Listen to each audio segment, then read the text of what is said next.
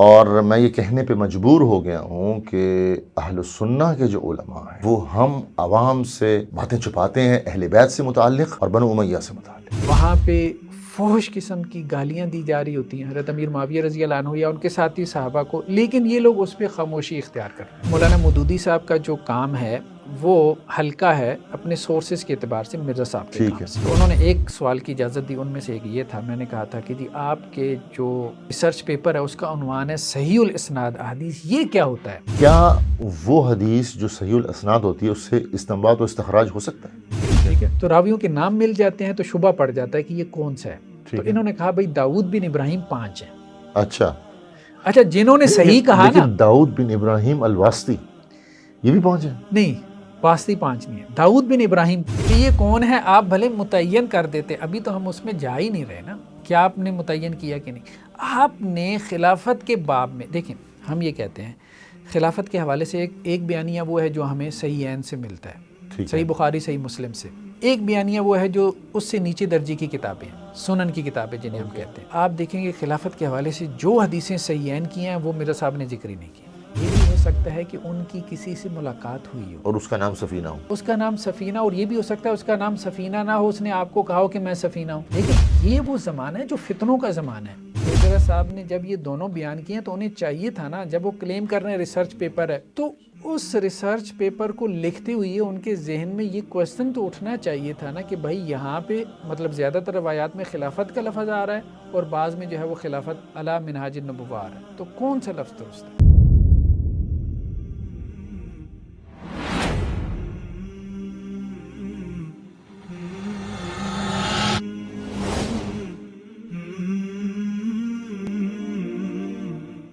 جی doctor صاحب، میری نظر سے ایک انجینئر محمد علی مرزا صاحب کا ایک ریسرچ پیپر کتابچہ گزرا ہے، اور اس کتابچے کو پڑھنے کے بعد میری تو آنکھیں کھل گئی ہیں، اور میں یہ کہنے پہ مجبور ہو گیا ہوں کہ اہل السنہ کے جو علماء ہیں وہ ہم عوام سے باتیں چھپاتے ہیں اہل بیت سے متعلق اور بنو امیہ سے متعلق، تو آپ اس بارے میں کیا فرمائیں گے؟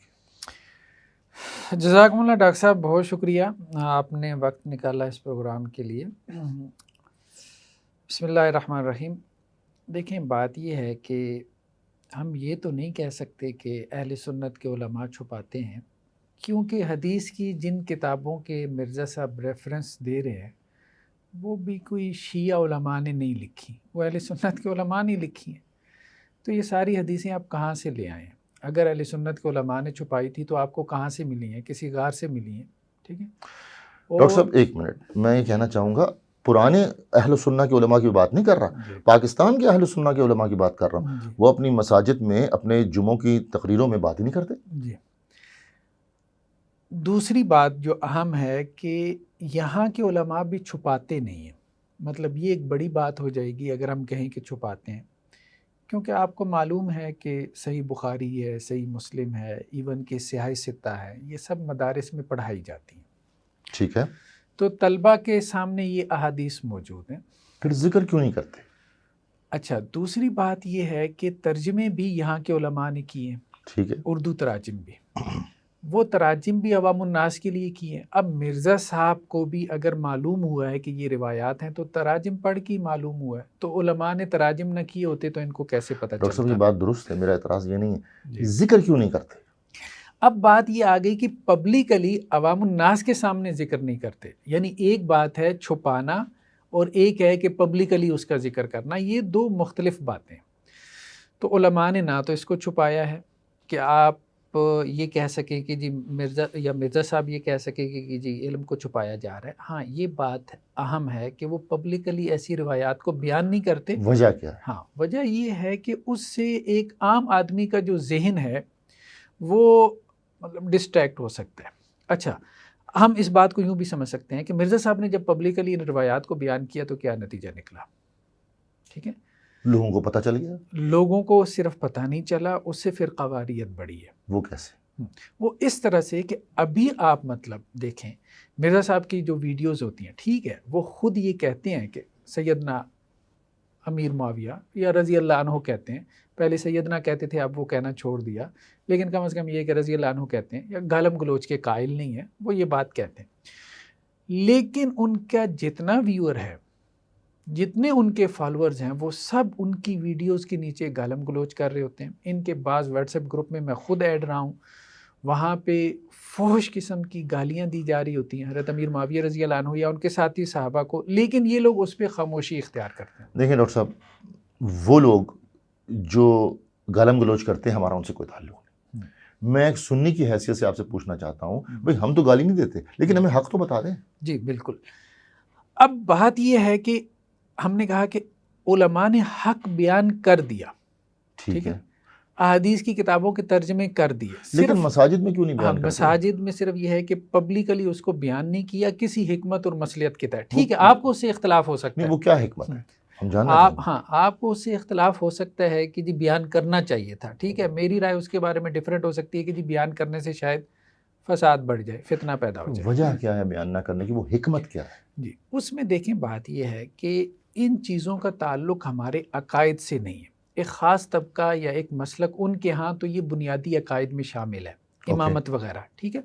لیکن اہل سنت والجماعت کے ہاں، تمام مکاتب فکر کے ہاں ان چیزوں کا تعلق تاریخ سے ہے، تاریخی واقعات سے. یعنی یہ ایک تاریخی واقعہ ہے، ایک تاریخی حادثہ ہے. کربلا کا جو واقعہ ہے ہمارے بنیادی عقائد سے اس کا کوئی تعلق نہیں. قیامت والے دن مجھ سے یا آپ سے یا علی مرزا صاحب بھی یہ نہیں کہتے کہ ہم سے پوچھا جائے گا جنگ صفین کے بارے میں، جنگ جمل کے بارے میں یا واقعہ کربلا کے بارے میں. ڈاکٹر صاحب یہ بڑا آسان ہے کہہ دینا کہ جناب ہمارا یہ تاریخی واقعہ ہے، ہمارا اس سے کیا تعلق، ہم سے اس کا سوال نہیں ہوگا. ٹھیک ہے، میں یہ کہتا ہوں، مانتا ہوں کہ ابو جہل کا حساب مجھ سے نہیں ہوگا، ابو لہب کا حساب مجھ سے نہیں ہوگا، لیکن اگر تاریخ کے طالب علم کے طور پہ تو مجھے بتانا چاہیے نا. ہاں اب دیکھیں کہ اصل میں بات کیا، ہم یہ نہیں کہہ رہے کہ اس پہ ہمیں گفتگو نہیں کرنی. دیکھیں گفتگو کے لیے تو ہم بیٹھے ہیں، گفتگو کرنے کے لیے تو ہم بیٹھے. ہم یہ نہیں کہہ رہے کہ ہم نے گفتگو اس پہ نہیں کرنی، گفتگو تو ہم نے کرنی ہے. ہم صرف یہ کہہ رہے ہیں کہ ایک چیز کی جتنی حیثیت ہے ہمیں اس کو اتنی ہی حیثیت دینی ہے. جیسے اللہ تعالیٰ نے قرآن میں کہا ہے لہا ما کسبت ولکم ما کسبتم. دیکھو پچھلے لوگوں نے جو اعمال کیے نا انہوں نے وہ کما لیا. یزید نے جو کچھ کیا اللہ کے یہاں اس نے اس کی جزا پا لی. ٹھیک، وَلَكُمْ مَا كَسَبْتُمْ، اللہ تم سے پوچھے گا بھائی تم کیا کر کے آئے ہو. مطلب میرا اور آپ کا اصل فوکس یہ ہونا چاہیے، یہ ہماری دعوت اور تبلیغ کا.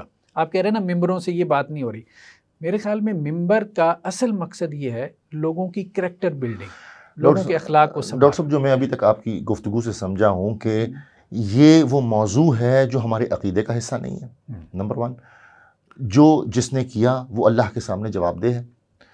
دوسری بات یہ ہے، آپ بتائیے. میں جی ہم یہی بات کہہ رہے ہیں کہ اصل فوکس ہمیں لوگوں کے عقائد اور اخلاق، اس کی اصلاح، ممبر اور محراب کا اس سے فساد پھیل سکتا ہے. ہاں دوسرا یہ ہے کہ اس پہ گفتگو کرنی چاہیے، لیکن یہ ہے کہ یہ ہمارے دین کا کوئی بنیادی یا فنڈامنٹل کانسیپٹ نہیں ہے کہ جس کو بیان کرنا اتنا ضروری ہے کہ ہم کہیں کہ جی ہر دوسرے خطبے میں جو ہے وہ ہم اس کو نقل ہی کریں. باقی ٹھیک ہے کہ ہم جیسے آج گفتگو کے لیے فضائل تو بیان کر سکتے ہیں، بالکل بیان کر سکتے ہیں، وہ بھی کم ہوتے ہیں.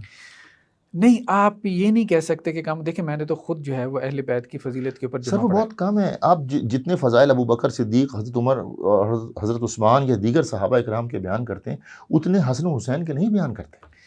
نہیں اب دیکھیں یہ اب آپ کی ایک اسیسمنٹ ہے، ٹھیک ہے، آپ کی ایک آبزرویشن ہے، ٹھیک ہے، ہمیں اس سے اختلاف ہو سکتا ہے، ہمارے خیال میں ایسا نہیں ہے. اچھا سر ایک بات بتائیے کہ اس سے پہلے مرزا صاحب سے پہلے کس نے کام کیا اس کے اوپر، اس موضوع کے اوپر؟ دیکھیں بات یہ ہے کہ یہ جو فکر مرزا صاحب نے پیش کی ہے، ایک بات تو یہ ہے کہ یہ کہتے ہیں کہ جی علماء نے اس کو چھپایا. ہم نے کہا کہ وہ بات ٹھیک نہیں. پوائنٹ نمبر 1 وہ آپ نے ڈسکس کر لیا. علماء نے ترجمے کیے ہیں، اردو ترجمے علماء نے ان کے ہاتھ میں پکڑائے ہیں حدیث کی کتابوں کے. ٹھیک ہے، لیکن مرزا صاحب جو فکر پیش کر رہے ہیں یہ فکر ہمیں اہل سنت کی تاریخ میں نہیں ملتی. تاریخ میں نہیں، بالکل نہیں ملتی. 1400 سال کی تاریخ. Are you sure؟ بالکل ایسا ہی ہے. یہ آپ کا بہت بڑا دعویٰ ہے. جی جی بالکل ایسی ہے. یہ جو تاریخ ہے اس کی سند جو ہے مرزا صاحب کے استاد، وہ خود اس استاد مانتے ہیں جی، مولانا اسحاق جھالوی صاحب جو فیصل آباد کے تھے. ٹھیک ہے، اور مولانا اسحاق جھالوی صاحب نے یہ فکر لی مولانا مودودی سے. ٹھیک ہے. سب سے پہلے ہمارے سامنے کتاب آتی ہے مولانا مودودی کی خلافت و ملوکیت کے نام سے. اچھا وہ کتاب بھی رد عمل میں لکھی گئی. کس کے؟ یہ بیسیکلی محمود عباسی صاحب تھے جن کو کہا جاتا تھا کہ جی یہ پاکستان کے سب سے بڑے ناسبی ہیں. بہرحال ہم اس میں نہیں جاتے، وہ ناسبی ہیں کہ نہیں ہیں، ہمیں کسی کے ذات کے اوپر کیا گفتگو کرنی. لیکن ان کی جو ایک فکر تھی، ایک سوچ تھی، خاص طور پہ تاریخی حوالے سے ان کا جو نقطہ نظر تھا، اس کے رد عمل میں مولانا نے کتاب لکھی تھی. یہ آپ اس بات میں شور ہیں؟ جی بالکل ایسے ہی ہے. یا یہ آپ کا خیال ہے یا آپ کے پاس کوئی ریفرنسز ہیں؟ یہ ایسے ہی ہے، تاریخی حقیقت یہی ہے. عباسی صاحب کے رد عمل میں لکھی؟ ہاں عباسی صاحب کے رد عمل میں لکھی گئی. بلکہ مولانا کی بعد میں آپ بعض تحریریں دیکھیں تو اس میں واضح طور پہ ان چیزوں کا ذکر ہے. اوکے. تو مودودی صاحب نے بھی کام کیا، مرزا صاحب نے بھی کام کیا، تو آپ اگر دونوں کا موازنہ کریں تو کیا کہیں گے ایک استاد کی حیثیت سے؟ دیکھیں مرزا صاحب کا جو کتابچہ ہے یہ ہمارے سامنے اسکرین پہ ہے. اس کا جو ٹائٹل ہے وہ کیا ہے؟ واقعہ کربلا کا حقیقی پس منظر 72 صحیح الاسناد احادیث کی روشنی میں. ٹھیک ہے. یہ 32 صفحات کا کتابچہ ہے، 6 چیپٹرز ہیں اس میں، مطلب چھوٹا سا کتابچہ ہے. 72 صحیح الاسناد احادیث، یعنی انہوں نے یہ کلیم کیا ہے کہ میں نے واقعہ کربلا کا جو پس منظر ہے، جو اس کا ہسٹوریکل بیک گراؤنڈ ہے، وہ احادیث سے ثابت کیا ہے. اس کا ٹائٹل یہی ہے. ٹائٹل یہی ہے. ٹھیک ہے. لیکن مولانا مودودی صاحب کا جو کلیم ہے وہ بالکل ڈیفرنٹ ہے. وہ مولانا مودودی صاحب نے خود ان کی جو کتاب ہے اس میں انہوں نے یہ بات کہی ہے، بتائیے ہمیں، کہ یہ ہمارے سامنے ان کی کتاب کا یہ پیج نمبر 299 ہے، خلافت و ملوکیت. ٹھیک ہے جی. تو مولانا مودودی صاحب کہتے ہیں کہ جو تاریخی مواد ہم نے اس کتاب میں پیش کیا ہے یہ تاریخ اسلام کی مستند ترین کتابوں سے ماخوذ ہے. ٹھیک ہے. تو مولانا مودودی صاحب کے جو سورسز ہیں وہ تاریخ کی کتابیں ہیں. اوکے. اور جو ان کے سورسز ہیں انجینئر محمد علی مرزا صاحب کے، وہ حدیث کی کتابیں ہیں. تو ہم یہ کہہ سکتے ہیں دونوں کے لٹریچر ڈیفرنٹ ہے، سورسز ڈیفرنٹ ہیں. تو ہم یہ کہہ سکتے ہیں کہ ایک اعتبار سے مرزا صاحب کا جو کام ہے وہ مولانا مودودی سے بہتر ہے، یعنی سورسز کے اعتبار سے. اچھا.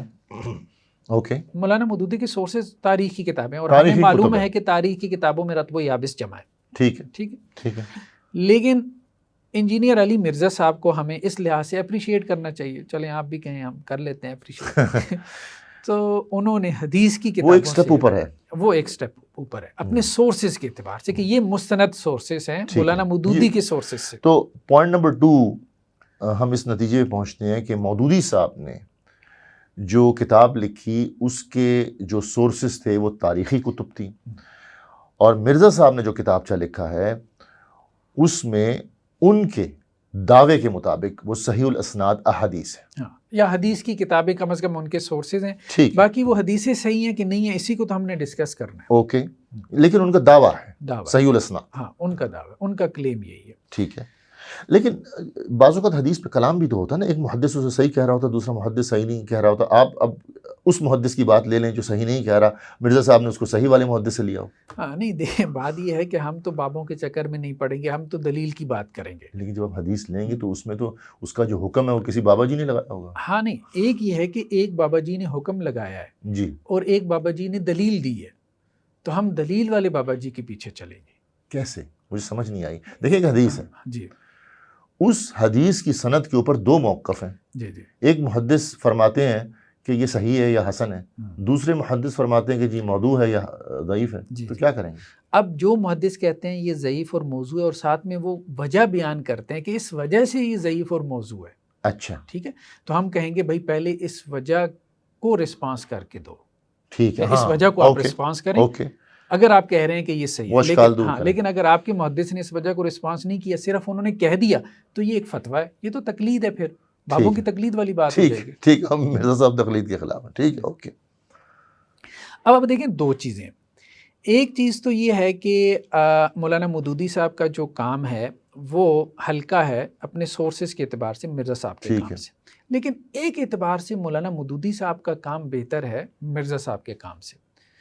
وہ کس اسپیکٹ سے؟ وہ یہ ہے کہ مولانا مودودی صاحب چونکہ ایک تحریک تھی اور ان کا ایک مقصد تھا کہ ہم نے نظام خلافت لے کے آنا ہے، تو انہوں نے کم از کم جسے کہتے ہیں نا کہ جی ایک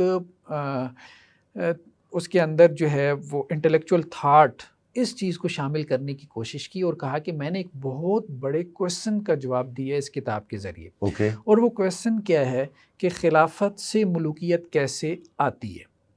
مطلب وہ کیا فیکٹرز ہوتے ہیں کہ ایک نظام جو کہ خلافت کا نظام ہے وہ ملوکیت میں کنورٹ ہو جاتا ہے. یعنی خلافت کیسے کنورٹ ہوئی ملوکیت کے اندر. یہ ان کا ریسرچ کویسچن تھا. یہ ان کا ریسرچ کویسچن تھا. اس لحاظ سے مودودی صاحب کا کام بہتر ہے. ہاں. اور اس لحاظ سے مرزا صاحب کا کام بہتر ہے کہ ان کا دعویٰ ہے صحیح الاسناد احادیث اور مودودی صاحب ادھر تاریخی کتب کے حوالہ جات دیتے. جی. ٹھیک. یعنی دونوں اشخاص کے کام بہتر بھی ہیں ایک دوسرے سے، ایک ڈائمنشن میں اور دوسری ڈائمنشن میں دوسرے. مولانا مودودی صاحب بہرحال ایک مفکر تھے، پولیٹیکل تھنکرز تھے. ٹھیک ہے. تو انہوں نے پہلے ریسرچ کویسچن جو ہے وہ اپنے سامنے رکھا، پھر اس کے اعتبار سے پوری کتاب کو مرتب کیا. اچھا انہوں نے کیا کیا؟ انہوں نے بس حدیثیں جمع کر دی. مطلب ان کے سامنے وہ نہیں ہے پہلے کوئی ریسرچ کویسچنز ہے، ہائپوتھیسز ہے، اب آپ نے اس کو کوئی ایڈریس کرنا ہے.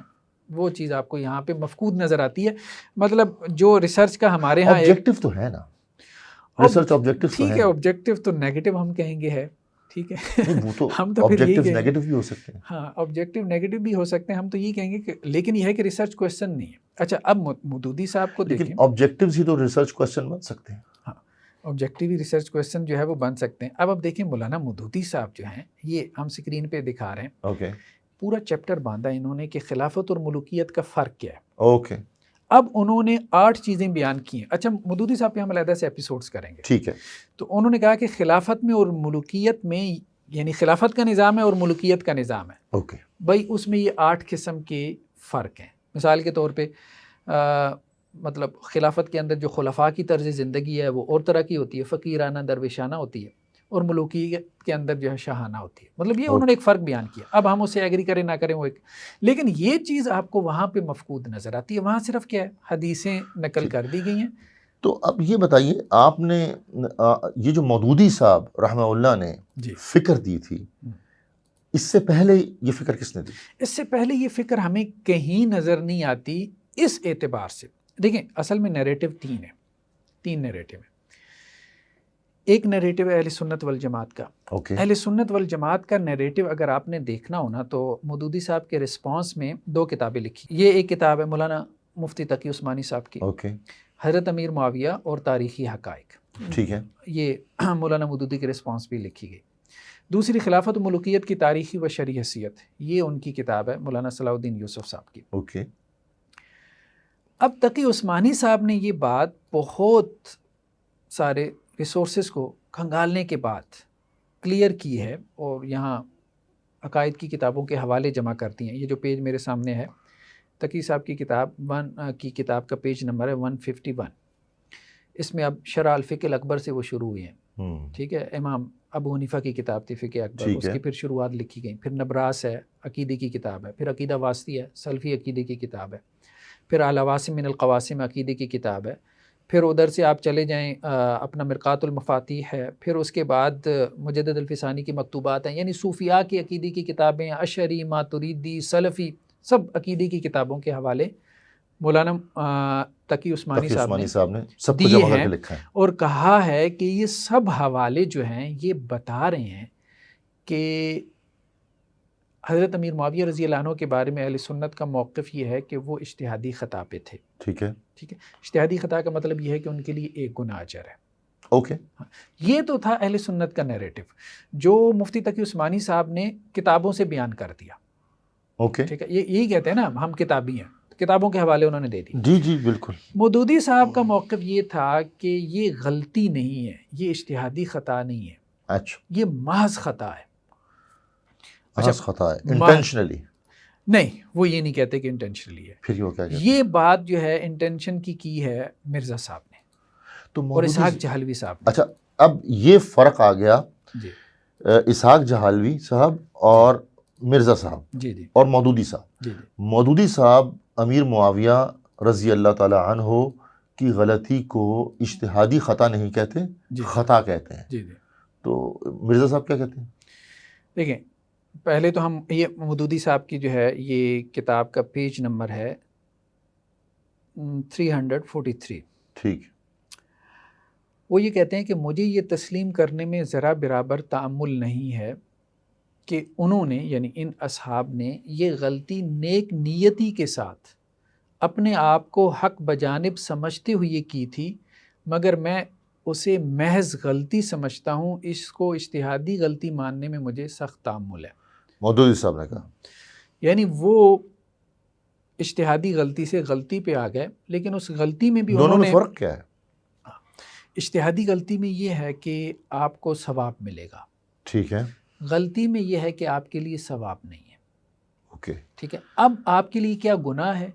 تو یہاں سے مودودی صاحب نے اپنا موقف جو واضح کیا وہ یہ کیا کہ میں یہ سمجھتا ہوں کہ یہ غلطی ان سے ہوئی ہے لیکن نیک نیتی سے ہوئی ہے، یعنی انہوں نے اسے کوئی گناہ کا عمل نہیں بنایا، لیکن ثواب نہیں تصور کیا۔ ثواب نہیں تصور کیا۔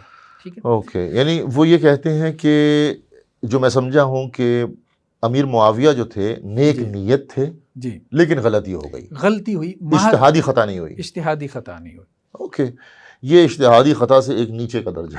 ہاں، ایک نیچے کا درجہ آ گیا۔ مرزا صاحب کیا فرماتے ہیں؟ مرزا صاحب کہتے ہیں کہ یہ سب پلاننگ سے ہوا ہے، اور یہ فکر انہوں نے لی اسحاق جہلوی صاحب سے۔ اوکے، انہوں نے کہاں سے لی؟ اسحاق جہلوی صاحب سے آگے آپ کو کہیں نہیں ملے گی۔ اچھا، یہ اہل سنت میں نہیں ملے گی؟ اہل سنت میں اہل الحدیث جو ہیں نہیں، کہیں پہ بھی آپ کو نہیں ملے گی پچھلے 1400 سال میں۔ مطلب ایک خاص مکتب فکر میں آپ کو اس سے بڑھ کے بھی باتیں نہیں، مل وہ جائیں گی، ان ہم کو آپ چھوڑ دیں۔ جی جی ٹھیک ہے، ٹھیک ہے، ہم اہل سنت کی روایت کی بات ٹھیک کر ہے، رہے ہیں۔ ہم تو اہل اہل سنت کی روایت تو میں نے آپ کو بتایا، مفتی تقی عثمانی صاحب نے کتابوں کے حوالوں کے انبار لگا دیے۔ تو اسحاق جہلوی صاحب نے اس کو کہتے ہیں انٹینشنل مسٹیک تھی، تو یہ انہوں نے فکر پھر ان لوگوں سے لی؟ یہ انہوں نے کچھ تو باتیں انہوں نے سید مودودی سے لی، لیکن مودودی صاحب نے انٹینشنل نہیں کہا، انٹینشنل کی بات نہیں کی تھی، لیکن بلکہ نیک نیتی کی بات کی۔ اسحاق جہلوی صاحب نے بھی اصل میں کوئی اتنی گہرائی سے مودودی صاحب کو نہیں پڑھا۔ اچھا، ٹھیک ہے، وہ ایک سرسری سا مطالعہ کر لیا تو اس سے ان کو یہی بات سمجھ میں آئی۔ جیسے اب آپ دیکھیں آج کل جماعت اسلامی کے بہت سے لوگ جو ہے وہ انجینئر علی مرزا کی ویڈیوز عام کر رہے ہوتے ہیں، یعنی انہیں یہ بھی نہیں پتا کہ ہمارے امام جو ہیں سید مودودی رحمہ اللہ، ان کا کیا موقف ہے۔ وہ اصل میں یہی سمجھے بیٹھے ہوتے ہیں کہ جو انجینئر علی مرزا کا موقف ہے وہی ہمارے امام صاحب کا موقف ہے، حالانکہ دونوں میں بہت فرق ہے۔ ٹھیک ہے، تو اب یہ بتائیے، یہ بھی کلیئر ہو گیا کہ مرزا صاحب کی کل فکر اس کتابچے میں اس کی کیا حیثیت ہے، ان کی کل فکر ہے کیا؟ ہاں دیکھیں، بات یہ ہے کہ جب بھی ہمیں کسی کی فکر پہ گفتگو کرنی ہے تو یہ بات بہت اہم ہے کہ ہمیں اس کی بنیادی فکر پہ گفتگو کرنی چاہیے۔ ٹھیک ہے، کچھ نظریات ایسے ہوتے ہیں ادھر ادھر کے، کبھی آپ نے بیان کر دیے وہ، لیکن یہ وہ کتابچہ ہے جس کے بارے میں مرزا صاحب کا کلیم یہ ہے کہ یہ دی بیسٹ پروڈکٹ ہے۔ اوکے، یا اس کو وہ کہتے ہیں جی یہ علماء کے خلاف میرا ہائیڈروجن بم ہے، بلکہ آپ یوں بھی کہہ سکتے ہیں جذبات میں کہہ جاتے ہیں، جذبات میں کہہ جاتے ہیں۔ ٹھیک ہے، وہ بہت سی باتیں جذبات میں کہہ جاتے ہیں، لیکن آپ کو کم از کم یہ بات ماننی پڑے گی کہ وہ جذبات میں جتنا کچھ کہہ جاتے ہیں ہم اس کو بدتمیزی کم از کم کہہ سکتے ہیں، کم از کم۔ اور یہ میں نے دیکھا ہے، ویسے میری ویڈیوز کے نیچے بھی لوگوں کے کمنٹس آتے ہیں، اور لوگ اکثر جو ان کے فالورز بھی ہیں وہ یہ کہتے ہیں ٹھیک ہے مرزا صاحب جیسے بھی ہیں، مطلب ہمیں ان کے موقف سے اتفاق ہے، لیکن یہ بات ٹھیک ہے کہ اخلاق ان کے جو ہے نا وہ بدتمیزانہ ہیں، اور اس میں ان کے اجڑ پن نظر آتا ہے، ایل مینرڈ ہیں۔ وہ یہ کہتے ہیں کہ یہ ریئیکشن ہے۔ دیکھیں، ریئیکشن تو پھر ہمیں بھی ہونا چاہیے، ہم تو ویسے ریئیکشن کا اظہار نہیں کر رہے، ہم تو ویسے ریئیکشن کے، اگر ہم جو ہے وہ پولائٹلی گفتگو کر سکتے ہیں تو وہ بھی کیوں نہیں آرام سے گفتگو کر سکتے؟ یہ کہنے کی کیا ضرورت ہے کہ میں ان کی شلوار اتار دوں گا، مطلب ایسے، ٹھیک ہے، اور میں یہ کر دوں گا، وہ ایسی بازاری زبان جو ہے اب مطلب استعمال کرنا، اب اللہ معافی دے، تو وہ تو ابو یحییٰ نور پوری صاحب نے ان کی وہ کافی سارے آپ کہہ لیں کہ جی چنکس اکٹھے کیے ہیں اور ان کو پبلش کیے ہیں، پارلیمانی زبان ان کی جو ہے۔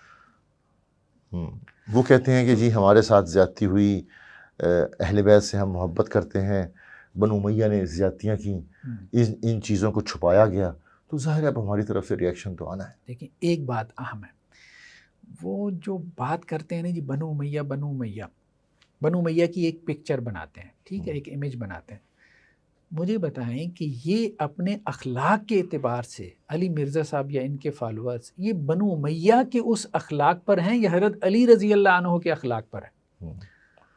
اگر یہ علوی ہیں، اگر انہیں یہ دعویٰ ہے کہ یہ حضرت علی رضی اللہ عنہ کے فالوور ہیں تو ان کے بارے میں تو یہ ہے کہ انہوں نے تو کبھی گالی نہیں دی. آپ بھی تو ماشاءاللہ آل علی ہیں.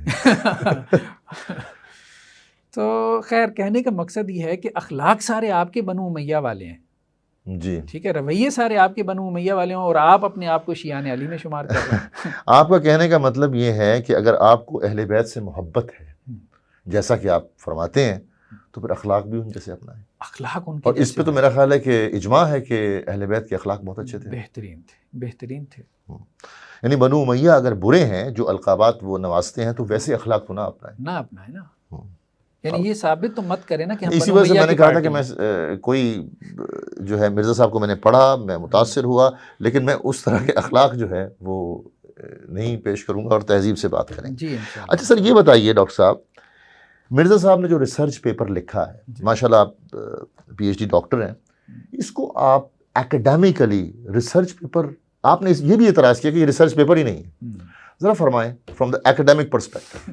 جی انشاءاللہ ہم اس پہ نیکسٹ ایپیسوڈ میں گفتگو کرتے ہیں. ٹھیک.